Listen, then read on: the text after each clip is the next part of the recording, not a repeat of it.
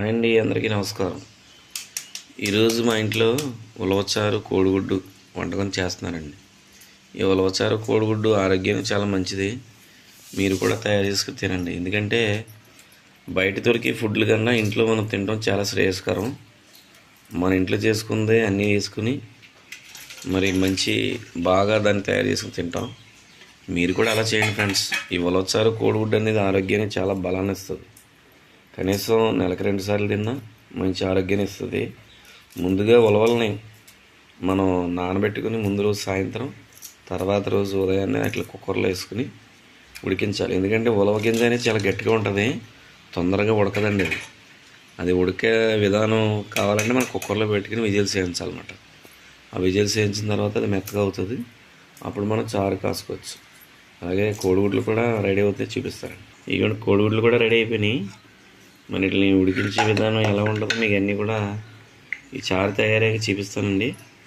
చూడండి ఫ్రెండ్స్, ఇలాంటి వంటకాలు మన ఇంట్లో చేసుకుంటే ఆరోగ్యానికి చాలా బలాన్ని ఇస్తుంది, మన హెల్త్ కూడా బాగుంటుంది. మీరు కూడా ట్రై. ఉలవసారికి కావాల్సిన పదార్థాలు చూసారుగా: పచ్చిమిరపకాయలు, ఉల్లిపాయలు, కరివేపాకు, ఎండుమిరపకాయలు, వెల్లుల్లిపాయలు, మెంతులు, ఆవాలు, జీలకర్ర, కొత్తిమీర. అలాగే ఉలవచారులో తీసినటువంటి నీరు అనేది, ఆ వాటర్ని కూడా మళ్ళీ దాంట్లో వేసుకోవచ్చు మనం. తర్వాత అలాగే చింతపండు, నానబెట్టిన చింతపండు పులుసు. ఇప్పుడు ఇవన్నీ దినుసులు రెడీ చేసుకుని మనం ఆ ఉలవచారు ఎలా చేసుకోవాలో చూద్దాం. అందులోకి మరొక మసాలా యాడ్ చేస్తున్నారండి. ఎల్లుల్లిపాయ, ధనియాలు కలిపినటువంటి ఇది ఒక మసాలా కచ్చపచ్చగా వేసుకుని ఇది కొంచెం దాంట్లో వేసుకుంటాం కండి. ఇవన్నీ కావాల్సిన పదార్థాలు. సరే, ముందుకెళ్దాం. ఇంకా తయారు చేసే విధానాన్ని కూడా మీకు చూపిస్తానండి. గ్రైండ్ చేసి ఇప్పుడు ఇలాగ ప్రాసెస్ మొదలు పెడుతున్నానండి. ఆ ఉలవలలో తీసినటువంటి వాటర్ కూడా ఇందులో ఇస్తారు, యాడ్ చేస్తున్నారు. చింతపండు పులుసు, పసుపు కూడా వేసుకుంటున్నారండి. చారు మంచి మరుగుతుందండి.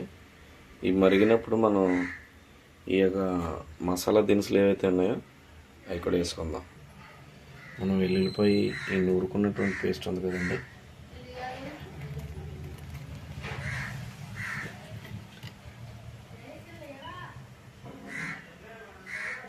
ప్రజెంట్ వెల్లుల్లిపాయ ధనియాల పేస్ట్ వేసుకున్నామండి.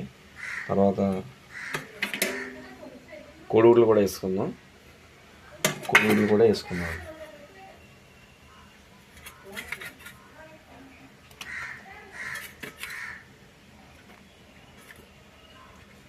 కోడిగుడ్లు కూడా వేసుకున్నాం. ఇప్పుడు మరగనిద్దామండి. ఇంకా మరగించిన తర్వాత ఒక కొద్దిసేపు అయిన తర్వాత మళ్ళీ చూద్దాం. కోడిగుడ్లు ఉలవచారులు వేసాం. అవి ప్రజెంట్ మరుగుతున్నాయి. ఒక 10 నిమిషాల తర్వాత మళ్ళీ చారు దగ్గర పడిన తర్వాత చూద్దాం. ఉలవచారు కోడిగుడ్డు బాగా మరుగుతుంది చూడండి. బాయిల్ బాగా అయితేనే రుచి వస్తుంది. మసాలాలు బాగా పట్టిన తర్వాత టేస్ట్ బాగుంటుంది.